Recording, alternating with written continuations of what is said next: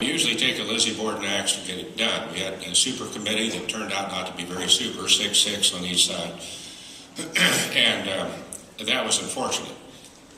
And then to just make matters worse or better in the eyes of the committee or in the eyes of that Budget Act, we now face a sequester to make us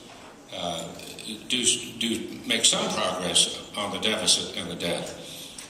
But in the doing of that, we took the entitlement programs and put them in this past year, plus food stamps. They would put everything else over here, meaning the cuts over here, you, us, rural healthcare, are here, not here.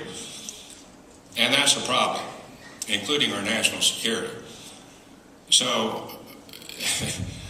we don't need a Lizzie Borden axe. We do need a scalpel, and we do need to do it step by step, and we just have to make sure that we know what we're doing in regards to policy and what that policy will do to people like yourself who are trying to do a rather desperate job of keeping our rural health care at least at a level in which we are successful to the degree that we can be successful.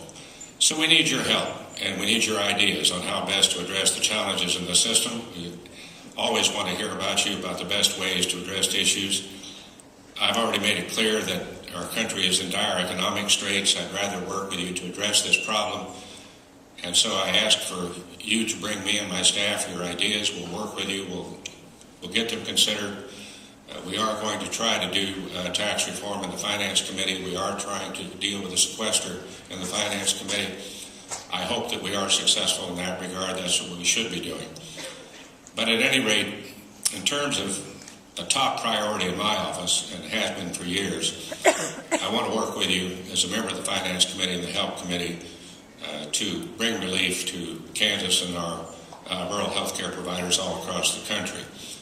I do understand the important role of health centers in rural America, and I will continue to be an extremely strong advocate